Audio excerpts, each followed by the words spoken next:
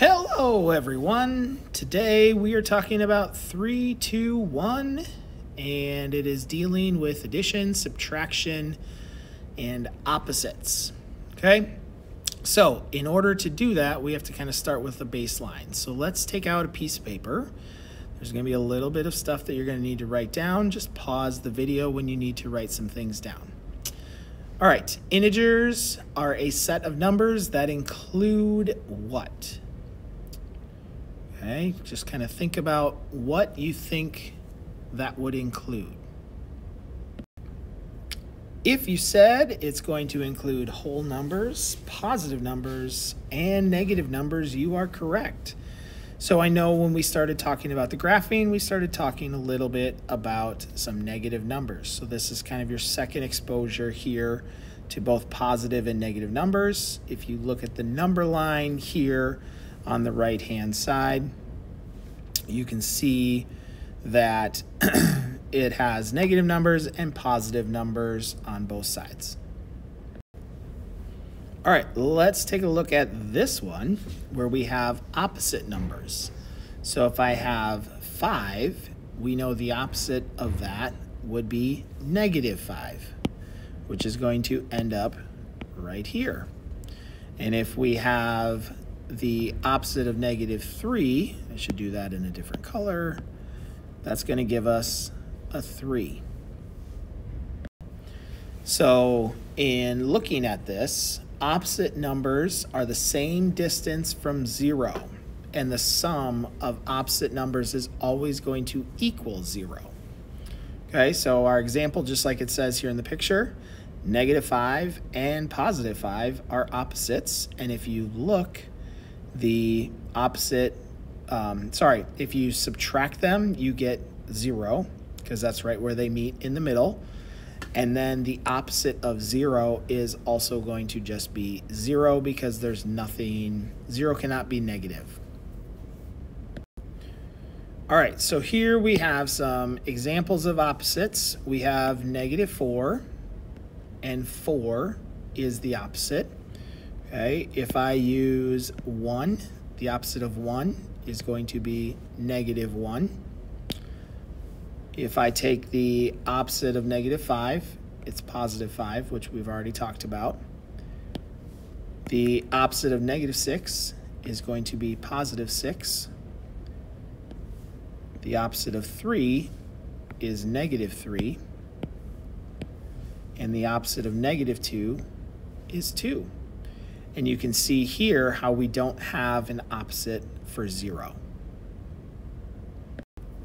Here's just another example of a number line being labeled. You have your negative numbers are always going to be on the left side of 0. 0's in the middle here.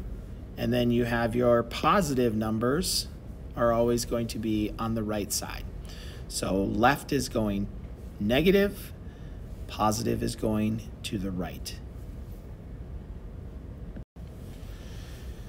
Let's take a look at our frog here. And if he has a starting point, which is going to be right here, and then we have our end point, which is going to finish there, we know this total distance is 15 feet. So I want you to think about what are 3 different distances that this frog could jump that is going to take him to 15 feet, okay? Write down one combination that's going to get you to 15 feet. Pause the video. All right, so one example I would do is 5 plus 5 plus 5, because that's going to take us to 15 feet, okay? Another example that you could have done, I know I said this earlier, 3 and then plus 8. That's going to take me to 11, so I have plus 4. Here are some other examples that you could have as well. 5 plus 6 plus 4, 8 plus 2 plus 7. There are so many more answers, just I can't list all of them. So your answer just has to equal 15. All right, please take out the worksheet that should have been given to you. Should look very similar to this. Okay, and you're going to fill this out. So if the frog starts at 3, hops to the right 4 units, to the left 7 units, and then to the right 6 units, where will the frog end up? Okay, so right now we're just kind of building on this. So the easiest thing that I would do is I would start with that number line. And if the frog's going to start at 3, there's my starting point. Going to hop to the right 4 units. Well, that's going to take him to 7. And then he's going to go to the left 7 units. So I have to subtract 7.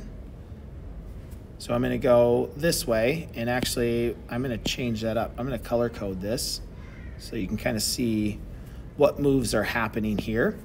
To the right 6 units. Oh, yeah, 6 units. So it's going to end right there. Where will the frog end up? At 6 is where our final destination was.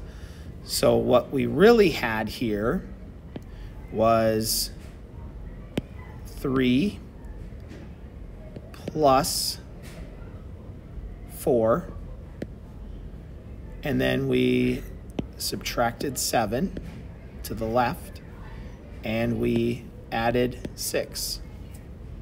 So if I solve that, I'm going to end up being at 6. Let's take a look at this one. See if you can pause the video and get the same answer as me. Let's check it out. So the frog is sitting at -4 on the number line.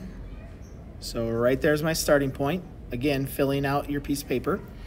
The frog hops 6 units to the right. So we're going to go 6 units to the right, which puts us at 2. And then 3 units to the left.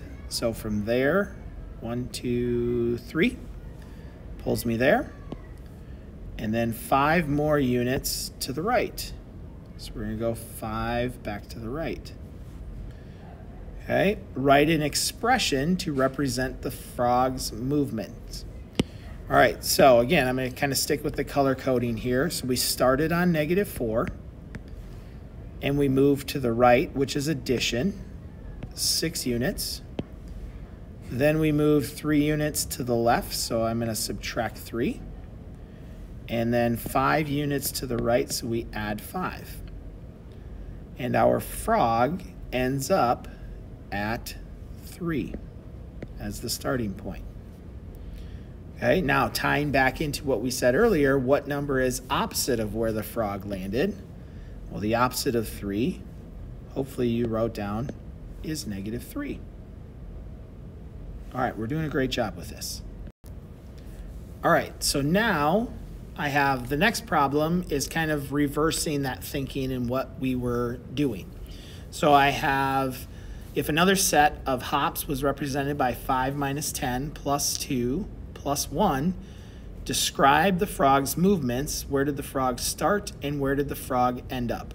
Okay, so if I look back at my previous slides, I would notice that 5, my first number, is my starting point. So I'm going to put a dot right there on 5. Okay. Then the next thing I'm going to look at is I'm subtracting 10. That was not a very good circle, I'm sorry. Okay, so I'm subtracting 10, which means that I'm going to move 10 units to the left. And if I'm going 10 units to the left, so I could go all the way right here and stop right here on -5. And then I'm going to move 2 units to the right. So I'm going to stop right here at -3, and then I'm going to move 1 more unit to the right because it's adding. Whoops, I should go above that. And again, I just showed my line in a different way.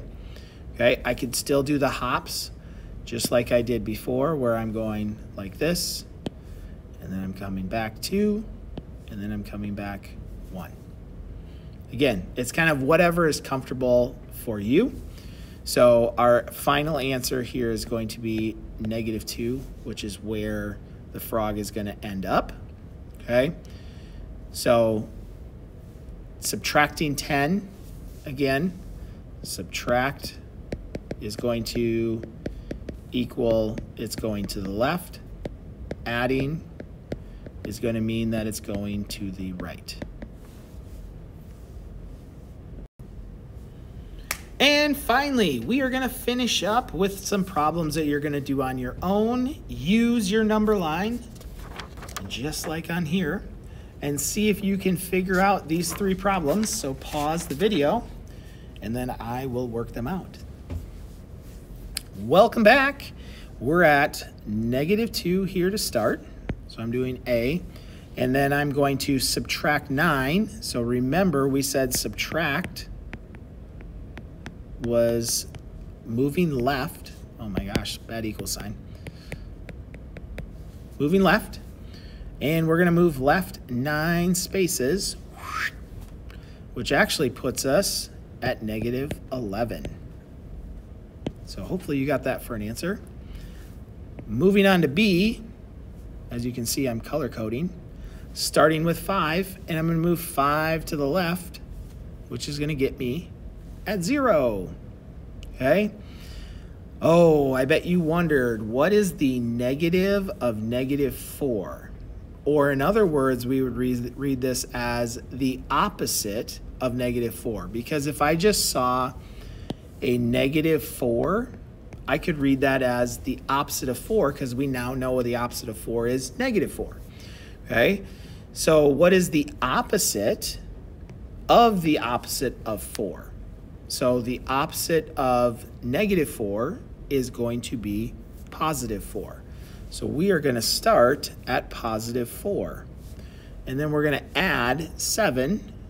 So again, we're going to end up off the number line, and that's going to give us 11. That was kind of a tricky question, so hopefully you were able to figure that one out. All right, whew, you finally made it to the end of it. All right, we have these last 2 questions. You can do it.